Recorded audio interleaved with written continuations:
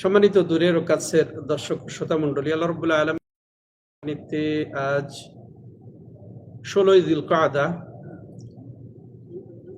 1447 হিজরি মোতাবেক 3রা মে 2026 রোজ রবিবার এশার নামাজ আদায়ান্তে রিয়াদস্থ দিরা ইসলামিক সেন্টার কর্তৃক আয়োজিত আল রাজি মসজিদ থেকে আমরা শুরু করতে যাচ্ছি আমাদের ধারাবাহিক ক্লাস।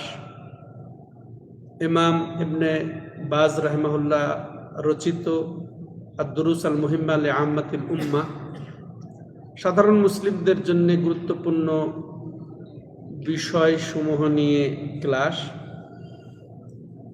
তো আমাদের এখন বর্তমানে চলছে ইমানের রোকনগুলা। তো ইতিপূর্বে আমরা ইমানের পরিচয় বা ইমানের হাকিকত এবং ইমানের রোকন যে 6টি, ইমানের সমষ্টি 3টি: অন্তরে দৃঢ় বিশ্বাস, মৌখিক সাক্ষ্য বা স্বীকৃতি এবং আমলে পরিণত করা। ইমানের 6টি রোকন, সেগুলা জেনে শুরু করেছি। আল্লাহর প্রতি ইমান, আল্লাহর প্রতি ইমানের 4টি অপরিহার্য দিকও আমরা জেনেছি। অনুরূপভাবে আমরা দ্বিতীয় রোকন ইমানের ফেরেশতাদের প্রতি ইমান, ফেরেশতা সম্পর্কে আমাদের দায়িত্ব কর্তব্য কি, সেগুলাও জেনেছি। এবার শুরু করতে চাচ্ছি আমরা তৃতীয় রোকন। এটা হচ্ছে কি? কিতাবসমূহের প্রতি বিশ্বাস। যদিও আমরা কিতাবসমূহের প্রতি বিশ্বাসের আলোচনা ইতিপূর্বে শুনেছি, কিন্তু এটা আবার রিপিট করতে হচ্ছে, যেটা ডিলিট হয়ে গেছে আমাদের ইয়ে থেকে। তো আসেন, কিতাবসমূহের প্রতি বিশ্বাস সম্পর্কে আমরা দলিল সহ জানি। ইমানের রোকনগুলার দলিলও আমরা জেনেছি, আবার জানব। কিতাবসমূহের প্রতি বিশ্বাসের দলিলও জানব। আল্লাহ রাব্বুল আলামিন তার প্রিয় হাবিবকে সম্বোধন করে বলছেন, উল আমানতু বিমা আনজালাল্লাহু মিন কিতাব। সূরা শুরার 15 নম্বর আয়াতে আল্লাহ বলছেন যে, হে নবী, আপনি বলে দিন যে আমানতু বিমা আনজালাল্লাহু মিন কিতাব, কিতাবের যা কিছু আল্লাহ রাব্বুল আলামিন অবতীর্ণ করেছেন তার প্রতি আমি ঈমান আনলাম। তাহলে নবীকেই কিতাবসমূহের প্রতি ঈমান আনার নির্দেশ দিয়েছেন এখানে আল্লাহ রাব্বুল আলামিন। তার পূর্বে অনেক কিতাবই তো তাকে আল্লাহ রাব্বুল আলামিন ঈমান আনতে বলেছেন। তার পূর্ববর্তী কিতাবে বহু কিতাব যেহেতু অবতীর্ণ হয়েছে, তো সেই হিসেবে সেগুলোর প্রতিও ঈমান আনতে নির্দেশ দিয়েছেন। তেমনই ভাবে আল্লাহ রাব্বুল আলামিন বলেছেন সূরা নিসার 136 নম্বর আয়াত। এখানে ঈমানের প্রায় সবগুলা রোকনের বয়ান আছে। ঈমানের সবগুলা রোকনের বয়ান আছে। এখানে আল্লাহ বলছেন, ইয়া আইয়ুহাল্লাযীনা আমানু আমিনু বিল্লাহি ওয়া রাসূলিহি ওয়াল কিতাবিল্লাযী নাযালা আলা রাসূলিহি ওয়াল কিতাবিল্লাযী আনজালা মিন ক্বাবল ওয়া মান ইয়াকফুর বিল্লাহি ওয়া মালাইকাতিহি ওয়া কুতুবিহি ওয়া রুসুলিহি ওয়াল ইয়াউমিল আখির ফাকাদ দাল্লা দালালাম বাঈদা। এখানে 4টা রোকনের কথা আল্লাহ এনেছেন। আল্লাহ মানুষ ইমানদারদেরকে সম্বোধন করে বলছেন, ঈমান আনো। তাহলে ঈমান সহজ জিনিস না, খালি দাবির নাম ঈমান না, তার এটা হক পূর্ণ করতে হবে, তাহলে ঈমানদার হওয়া যাবে। ঈমানদারদেরকে সম্বোধন করে বলছে, তোমরা ঈমান আনো কিসের উপরে? আল্লাহর উপরে এবং রাসূলের উপরে। ওয়াল কিতাবিল্লাযী নাযালা আলা রাসূলিহি, এবং তার রাসূলের উপরে যা অবতীর্ণ হয়েছে তার উপরে। ওয়াল কিতাবিল্লাযী আনজালা মিন ক্বাবল, এই রাসূলের পূর্বে যে কিতাব অবতীর্ণ হয়েছে তার উপরে ঈমান আনো। এবার কি বলছেন আল্লাহ রাব্বুল আলামিন? ওয়া মান ইয়াকফুর বিল্লাহ, ঈমান নাই না বা ঈমান আনার পরেও যদি কেউ আল্লাহর সাথে কুফরি করে, ফেরেশতাদের সাথে কুফরি করে, কিতাবসমূহের সাথে কুফরি করে, এরপরে রাসূলদের প্রতি কুফরি করে, পরকালের প্রতি কুফরি করে, ফাকাদ দাল্লা দালালাম বাঈদা, সে একেবারে অনেক দূরের গুমরাহ, একের পুরাপুরি পথভ্রষ্ট, সে পুরাপুরি গুমরাহ। তো এখানে এই আয়াতে তো ইমানের কয়টা রকম বলেছিলাম? 6টা রকম। 5টা রকমেরই দলিল এখানে, যে এই বিষয়গুলোর প্রতি কুফরি করবে তো সে একেবারে নিছুক গুমরাহ, একেবারে স্পষ্ট গুমরাহ। হ্যাঁ, তো এর সাথে আরো অনেক আয়াতে আছে যে ইন্না কুল্লা শাইইন খালাকনাহু বিকদার, যে নিশ্চয় আমি প্রত্যেক জিনিসকে তাকদীর হিসেবে নিরূপণ করেছি। হ্যাঁ, মানে তাকদীর, এখানে তাহলে তাকদীর প্রতি ইমানের ব্যাপারও আমরা পেয়ে গেলাম। এবার আসেন সম্মানিত দর্শক ও শ্রোতা মণ্ডলী, আল্লাহ এগুলা দলিল পেলাম, তাই না? কিতাব সমূহের প্রতি বিশ্বাস সহ সব ইমানের রকুনের প্রতি ইমানের দলিল পেলাম আমরা।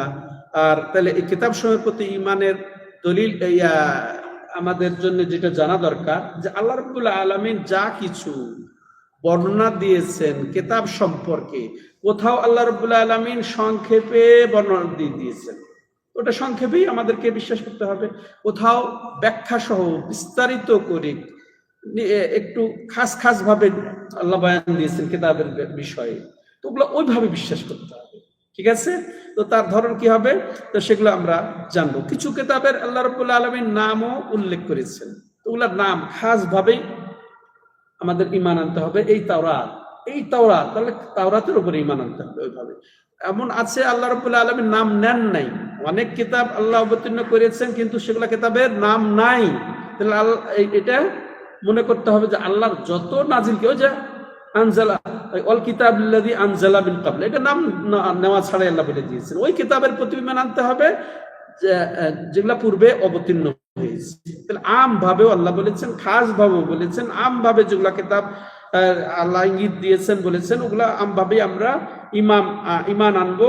যে আমরা নাম জানি না, খাস যেগুলা জানি এগুলোর প্রতি ঈমান আনবো। আর ওগুলা না কিতাব আল্লাহ নাজিল করেছেন কি করেন নাই, না এগুলা বলবো না, আমরা করেছেন, এটা আল্লাহ কোরআনে নির্দেশ দিয়ে দিয়েছেন, যা কিছু আল্লাহ নাজিল করেছেন এইভাবে আমাদের বিশ্বাস করতে হবে। এবার আসেন নির্ধারিত যেগুলা কতিপয় কিতাবের নাম আমরা জানি, সেগুলো নির্ধারিত ভাবে খাস ভাবে ঈমান আনতে হবে। যেমন তাওরাত মুসা আলাইহিস সালামের উপরে অবতীর্ণ হয়েছে, তাহলে ওই যে প্রথম আয়াত যেটা আমরা বললাম যে পূর্বের কিতাব সমূহের প্রতি ঈমান আনতে হবে এবং যাদের প্রতি অবতীর্ণ হয়েছে সেটাও ঈমান আনতে হবে।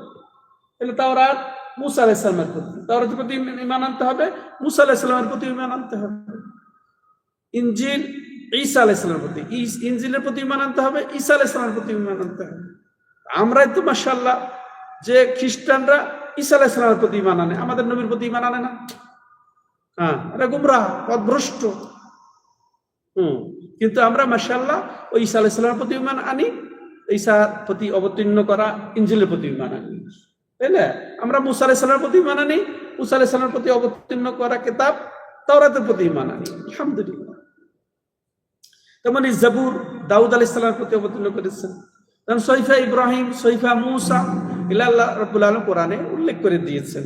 হ্যাঁ, এই যে যেমন সূরাতুল ইয়াতে আমরা পড়ে থাকি, সূরাতুল আলাতে ইন্না হাযা লাফি সুহফিল উলা সুহফি ইব্রাহিম ওয়া মুসা, এই যেভাবে কোরআনে আছে। তেমনি মুহাম্মদুর রাসূলুল্লাহ সাল্লাল্লাহু আলাইহি সাল্লামের বৈশিষ্ট্য বর্ণনা করেছেন।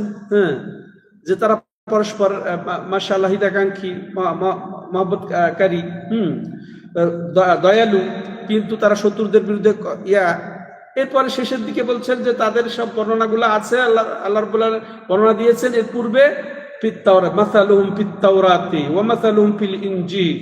হ্যাঁ, তাদের এই বেসাল উদাহরণ এই তাওরাতে আছে, ইনজিলে আছে। তাহলে খাস ভাবে আল্লাহ উল্লেখ করে দিয়েছেন, খাস ভাবে আমাদেরকে এগুলোর প্রতি ঈমান আনতে হবে।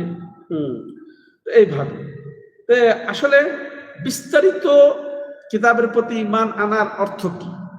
আমি বললাম যে যেখানে সংক্ষেপ আছে সেখানে সংক্ষিপ্ত ভাবে ঈমান আনতে হবে, বিস্তারিত যা কিছু আছে বিস্তারিত ভাবে ঈমান আনতে হবে। এর ব্যাখ্যা কি? বিস্তারিত ঈমানের ব্যাখ্যা হলো কোরআনে আমাদের উপরে আল্লাহ কোরআন নাজিল করেছেন, তাই না? তো এই কোরআনে যা আছে বিস্তারিত ওগুলো সম্পূর্ণটাই আমাদের বিশ্বাস করতে হবে। ঠিক আছে? যেগুলো আল্লাহর কালাম, কোনো সৃষ্টির কালাম নয়, কোরআন সৃষ্ট নয়, কোরআনকে সৃষ্টি করা হয় নাই, আল্লাহর কালাম, আল্লাহ চিরন্তন, তার বাণীও চিরন্তন, ঠিক আছে, তার আদি নেই, অন্ত নেই, এটাই বিশ্বাস করতে হবে। পূর্ণ কোরআনে যা কিছু আছে বিশ্বাস করতে হবে। মানার ব্যাপারে তারতম্য আছে, মানার ব্যাপারে তারতম্য আছে, কিন্তু যা কিছু আছে হারফিয়ান, অক্ষর অক্ষর বিশ্বাস করতে হবে, শব্দ শব্দ বিশ্বাস করতে হবে, কালেমা কালেমা বিশ্বাস করতে হবে। হ্যাঁ, তো এটা। আর এর মধ্যে রয়েছে তাওহীদ, তাওহীদের বর্ণনা, এটা বিশ্বাস করতে হবে। এবং এর মধ্যে আছে যে আমরা যে ইমানের 6টি উসুল, ইমানের 6টি মূলনীতি, ইমানের 6টি রোকন সম্পর্কে ধারাবাহিক আলোচনা শুনছি, এটাই কোরআনে আছে, এটা খাসভাবে বিশ্বাস করতে হবে এগুলা। হ্যাঁ, তো এরকম ভাবে তাহলে আল্লাহ রাব্বুল আলামিন যুগে যুগে নবী রাসূল প্রেরণ করেছেন, তাদের প্রতি যাদের প্রতি কিতাব নাযিল করেছেন, ওগুলা বিশ্বাস করতে হবে। এখানে তাহলে কোরআনে আল্লাহ রাব্বুল আলামিন জান্নাত সম্পর্কে বলেছেন, জান্নাতের প্রতি বিশ্বাসও আনতে হবে, জান্নাতের নাঈম নিয়ামত সম্পর্কে আল্লাহ রাব্বুল আলামিন যা বর্ণনা দিয়েছেন, তার নবী যা বর্ণনা দিয়েছেন, হ্যাঁ, সেগুলো আমাদেরকে বিশ্বাস করতে হবে, কোনো উপহাস করা যাবে না। কোরআনে এমন ভাবে জান্নাতের বর্ণনা দেওয়া হয়েছে, সেটা হয়তো বা অনেকে ঠাট্টা বিদ্রুপের দিকে চলে যেতে পারে, নাউযুবিল্লাহ, কুফরি। জাহান্নামের ভয়াবহতা বর্ণনা দিয়েছেন আল্লাহ রাব্বুল আলামিন, ওটা ওইভাবে বিশ্বাস করতে হবে যেভাবে আল্লাহ বর্ণনা দিয়েছেন। তো এখানে বলছিলাম যে কোরআন বিস্তারিত আছে অনেক কিছু, তাওহীদের বিবরণ আছে, হ্যাঁ, তারপরে ইবাদতের বিবরণ আছে, তারপরে ওই যে বললাম ইমানের বর্ণনা আছে, তারপরে ইসলামের বর্ণনা আছে, এগুলো আমাদেরকে বিস্তারিতই বিশ্বাস করতে হবে। আর বলছিলাম যে কোরআনের শুরু থেকে শেষ পুরাটাই তাওহীদ। হয়তোবা কেউ বলতে পারে যে আপনাদের খালি মুখে খালি তাওহীদ আর তাওহীদই শুনি, তাওহীদ, এই বিশ্বে কত সমস্যা, কত অসুবিধা, আজকে মুসলিম বিশ্ব চলছে, আর খালি আপনার তাওহীদ বলে মানুষকে বিভক্ত করেন, এ মুসলিম না ও মুসলিম না, এগুলা বলতে পারে অনেকে, এটা দুঃখজনক। কোরআন আসছেই বিভেদ সৃষ্টি করতে। কোরআনের নাম কি? ফুরকান, হক বাতিলের পার্থক্য করে দেয়। আপনি হক বাতিলের পার্থক্য করতে হবে, কে মুসলিম কে মুমিন বলতে হবে আপনাকে। আপনার ওযু ভাঙে না, ওযু করেছেন, ওযু ভাঙবে কেন? একবারে ওযু একবারে লোহার ওযু ভাঙবে না, এটাই তো হওয়ার উচিত। তাইলে ওযু ভাঙে কি ভাঙে না? কি ভাই, ওযু ভাঙে যায়? ওযু করেছেন, ভাঙবে কেন? এটা যুক্তি ধরে না। ওযু করলাম আমি, কিন্তু ওযু করার পরে যদি, কথার কথা, ওযু করার পরেও দেখবেন এদিক ওদিক দিয়ে পায়ে হলে মনে হচ্ছে পেশাব বের হয়ে গেল, মনে হচ্ছে কি, যখন আপনি নিশ্চিত হবেন যে পেশাব বের হয়ে গেল, অবশ্যই আপনার ওযু ভেঙে গেল। ওযু তো করেছেন আপনি, একের যথাযথ করেছেন আপনি, সবগুলা রোকন দিয়ে আপনি ওযু করেছেন। তো তারপরে ওযু এক ফোঁটা যদি বের হয়ে যায়, পেশাব ভাঙবে না? ওযু ভাঙে, তাই না? সালাত শুরু করেছেন, ওযু চলে গেল, সালাত ভাঙবে না? হ্যাঁ, ওযু ভাঙে কি ভাঙে নাই? কথা বলে ফেললো, ভাঙবে না? খাওয়া দাওয়া করে নিল, ভাঙবে না? সে নামাজে মুখে ছিল, গালে ওইটা নিয়ে নামাজ শুরু করেছে, ওইটা চাপায় খেয়ে ফেল, থাকবে নামাজ? হাসি দিলে থাকবে নামাজ? নামাজ ভঙ্গের কারণ আছে, তাই না? ইসলাম ভঙ্গের কারণ থাকতে পারে না? সালাতের আগে, আচ্ছা ওই রোজাও ভাঙে না? রোজাও ভাঙে কি ভাইরা? রোজা ভাঙে না? রাখছেন নিয়ত করছেন, হ্যাঁ, সেহরি খেয়েছেন, একেবারে আবার ইফতার করবেন মাগরিবের সময়, আবার ভাঙাভাঙির কি আছে? তো ভাঙে কি ভাঙে না? আপনি ইচ্ছা করে খেয়ে নেন তো ভাঙবে না? রোজা ভাঙে যেগুলো কারণ আছে। ওরকম ভাবে হজ ভাঙে না? হজের ইহরাম বেঁধেছেন, হজ ভাঙে না? তারপর ইমান ভাঙবে না? তা আপনাকে পার্থক্য করতেই হবে। যাদের ইমান ভেঙে গেছে তা বলতে হবে ওদের ইমান ভেঙে গেছে এই কারণে, বিস্তারিত বলতে হবে। কোরআনে বিস্তারিত আছে, আল্লাহ সাধারণ মানুষকেও বলেছে ওমাই ইয়াকফুর বিল্লাহ। তো ইমান আনার পরে আবার কুফরি করলে ইমান ভাঙবে না? সে ইমান এনে ফেলেছে, এরপরে আর এত লোহার ইমান, আর ইমান ভাঙবে না। শিরক করলেও আল্লাহর সাথে, কুফরি করলেও আল্লাহর সাথে, আল্লাহকে উপহাস করলেও, নবীর সাথে উপহাস করলেও, হজের সাথে উপহাস করলেও, হ্যাঁ, জাকাতের সাথে উপহাস করলেও আর ইমান ভাঙবে না। সে যে মুসলিম, নামটা তো একেবারে আব্দুল্লাহ, আব্দুর রহমান, ওর আর ইমান ভাঙবে না। এটা হচ্ছে আমাদের থিওরি, জ্ঞান, যুক্তি। নাউজুবিল্লাহ, আল্লাহ হেদায়েত দেখে আমাদের। হ্যাঁ, ইমান কিসে ভাঙে ওটা আপনাকে বেশি জানতে হবে। অজু ভাঙার চেয়ে, সলাৎ ভাঙার চেয়ে, সলাৎ নষ্ট হওয়ার চেয়ে, আপনার রোজা চেয়ে, ওগুলা তো জানতে হয়, ওগুলা জানি আমরা। কিন্তু ইমান যে ভেঙে যায় এটা আমরা জানি না। অজ্ঞতা এখানে বেশি কাজ করে। ইমান কি জিনিস, ইমানের রহস্য কি, ইমানের তাহিদ, তাহিদের রহস্য কি, এটা আমরা বুঝি। কোরআন পুরাটাই তাওহীদ। তো বলবো যারা বলেন যে এরা তাওহীদ বলে মানুষকে বিভক্ত করে, কোরআন আসছেই বিভক্ত করার জন্য, হক বাতিলকে পার্থক্য করে। কোরআন ফুরকান। হ্যাঁ, আর এই যে মুহাম্মদ সাল্লাল্লাহু আলাইহি সাল্লাম ফারকুন বাইনান নাস, আল্লাহ রাব্বুল আলামিন মুহাম্মদ সাল্লাল্লাহু আলাইহি সাল্লামকে পাঠিয়েছেন মানুষকে বিভক্ত করার জন্য। বুঝে আসছে? আল্লাহ মুহাম্মদ সাল্লাল্লাহু আলাইহি সাল্লামকে পাঠিয়েছেন ওরকম কোরআনের মতো, যে কোরআন যেমন বিভক্ত করে দিয়েছে ইমান এবং কুফরের মাঝে, হক এবং বাতিলের মাঝে, নবীরও ঠিক ওটাই ভূমিকা ছিল। অতএব এটা বলে উপহাস করার কোনো সুযোগ নেই যে এই ওয়াহাবিরা এরা তাওহীদের নামে মানুষকে বিভক্ত করে। কুফরি থাকলে ওটা বলতে হবে না। শিয়াদের মধ্যে যে কুফরি, তাজা তাজা কুফরি, স্বীকৃত কুফরি, কিভাবে বাঙালি কিছু শিয়ারা আজকে দেখছি তাদের দৌরত্ব ফেসবুকে। হ্যাঁ, মোহামেন নামে একজন আছে, তারপরে রোয়ানি খান নামে একজন আছে। এরা ডাইরেক্ট আবু বকরের উপরে তাদের ছোবল। হ্যাঁ, সব সাহাবীদের কাফের বলছে। কাফের বলবেন না আপনি? ওদের ভাই ভাই কখনোই ভাই হতে পারে না যারা সাহাবাদেরকে কাফের বলে। সাহাবারা কাফের বললে আপনার ইমান থাকবে না, সাহাবাদের কাফের বললে আপনার ইসলাম থাকবে না, সাহাবাদেরকে কাফের বললে আপনার কোরআনও থাকলো না, হাদিসও থাকলো না। কাজে বললেই যে এরা বিভক্ত করছে, মুসলিম মুসলিম মুসলিম। তাহলে যে কাদিয়ানেরও বলেন মুসলিম, ওই শিয়ারাও বলেন মুসলিম, দেওয়ানবাগির প্রায় সবাই দেওয়ানবাগীদেরকেও কাফের বলে। ওদের বলেন ওদেরকে মুসলিম, সব বিভক্ত করবেন না তো, ওদেরকে বলতে হবে যে এরা কাফের, এদের মধ্যে এই কুফরি আছে। কাদিয়ানের রাসূলকে শেষ নবী হওয়া স্বীকার করে। শিয়ারা তো ওদের চেয়ে আরো কত কত কথা আছে তাদের। তো কাজেই এটা পার্থক্য করতেই হবে। তো বলছিলাম যেটা কোরআনের শুরু থেকে শেষ। হ্যাঁ, এটা তাহলে আমাদের তাওহীদের গুরুত্ব, মানে আসলের গুরুত্ব, ভিত্তির গুরুত্ব, এটা ফাউন্ডেশনের গুরুত্ব। আপনি ডালপালা দিয়ে কি করবেন? আপনি তাহাজ্জুদ দিয়ে কি করবেন? আপনি হু হু করে মাথা ঠুকায় কি করবেন? সেগুলো যদি আপনার ঈমান না থাকে, যদি আপনার তাওহীদ ঠিক না থাকে, কোরআন শুরু থেকে শেষ এমন কোন, আল্লামা ইবনে কাইয়িম জাওজিয়া রাহিমাহুল্লাহ বলছেন, কোরআনে এমন কোন সূরা নাই হ্যাঁ তাওহীদবিহীন, তাওহীদ থেকে খালি। শুরু থেকে কোরআনে কি রয়েছে? আপনার সৎ কাজের আদেশ রয়েছে। কোরআনে কি রয়েছে? অসৎ কাজ থেকে নিষেধ রয়েছে। কোরআনে কি রয়েছে? ইবাদত করো, আল্লাহর ইবাদত করো রয়েছে। কোরআনে কি আছে? শিরক থেকে বাঁচো, এগুলাই তো রয়েছে। এগুলা তাওহীদ, এগুলা তাওহীদের নির্দেশনা। কোরআনে রয়েছে আল্লাহর সিফাতের বর্ণনা, হ্যাঁ, আল্লাহর বৈশিষ্ট্যের বর্ণনা, আল্লাহর আসমা ও সিফাতের বর্ণনা রয়েছে। এগুলা তাওহীদের রুবুবিয়্যা। কোরআনে রয়েছে যে তারই ইবাদত করো, একমাত্র তারই ইবাদত করো, তার সাথে কাউকে শরীক করো না। এটা তাওহীদের ইবাদত। পুরা তাওহীদ সূরা ফাতিহা থেকে সূরা নাস পর্যন্ত পড়ি। সূরা ফাতিহা 3 প্রকার তাওহীদ, 3 ধরনের তাওহীদ। সূরা নাসও এরকম 3 ধরনের তাওহীদ। কোনো কিছুই তাওহীদবিহীন নয়।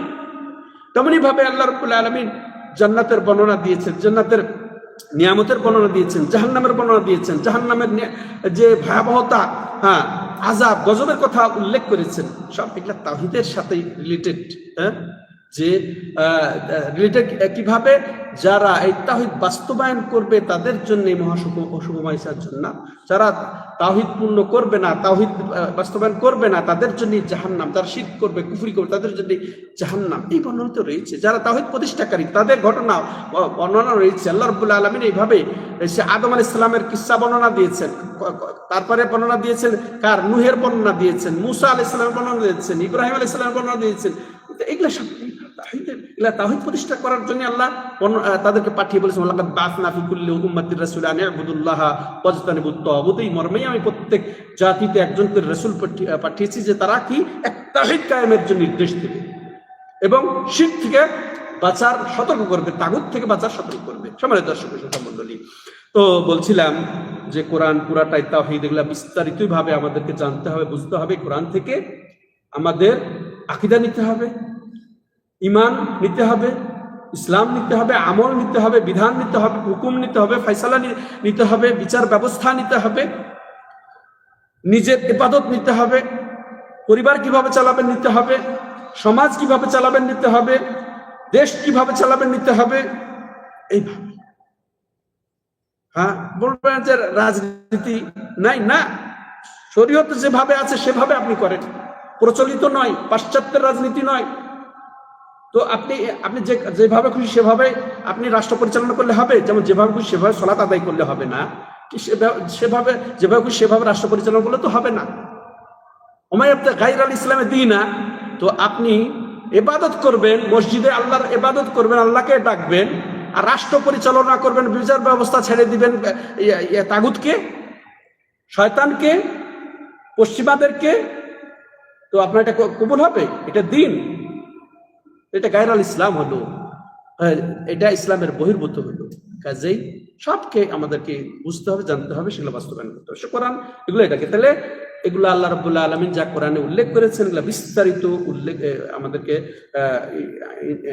ঈমান আনতে হবে। কিতাবের প্রতি ঈমানের অন্তর্ভুক্ত হচ্ছে যে এটা পূর্ণ আল্লাহর ওয়াহী, কোরআনের শুরু থেকে শেষ, বিসমিল্লাহ থেকে শুরু করে একে নাস পর্যন্ত, ঠিক আছে, এটা আল্লাহর ওয়াহী, আল্লাহর কালাম, এটা আমাদেরকে খাসভাবে বিশ্বাস করতে হবে। তো এটা এর মধ্যে রয়েছে হেদায়েত, পূর্ণ নির্দেশিকা, আমাদের কি করতে হবে না হবে সব কিছু নির্দেশিকা রয়েছে। এর মধ্যে কিভাবে আমরা সফল হব, সফলতা অর্জন করব সেগুলো আছে, কিভাবে সুখী হব সেটা আছে, কিভাবে আমরা মুক্তি পাবো সেটা আছে এই কোরআনে। অতএব যে কোরআনকে এইভাবে নিল, যেভাবে আল্লাহ অবতীর্ণ করেছেন সেভাবে বিশ্বাস করলো, সে অবশ্যই কৃতকার্য হবে, মুক্তিপ্রাপ্ত হবে, সুখী জীবন গ্রহণ করবে সে দুনিয়া এবং আখেরাতে পক্ষান্তরে। যে কোরআনকে এইভাবে জানবে না, বুঝবে না, মানবে না, সে ভয়াবহ ক্ষতিগ্রস্ত হবে। ঠিক আছে ভাইরা? তো কোরআনের প্রতি খাস যেটা আমাদের প্রতি আল্লাহ অবতীর্ণ করেছেন আমাদের নবীর মাধ্যমে, খাস ভাবে তার প্রতি ঈমান আনতে হবে। আর এই কোরআন মনে করতে হবে পূর্ববর্তী যত কিতাবের সত্যায়নকারী, সাক্ষী হিসেবে এসেছে। তো আর এটা কার উপর অবতীর্ণ হয়েছে? নবী মুহাম্মদ রাসূলুল্লাহ সাল্লাল্লাহু আলাইহি সাল্লামের উপরে, শেষ নবীর উপরে সর্বসেরা গ্রন্থ অবতীর্ণ হয়েছে। এই ছিল কিতাব সমূহের প্রতি ঈমানের সার সংক্ষিপ্ত আলোচনা।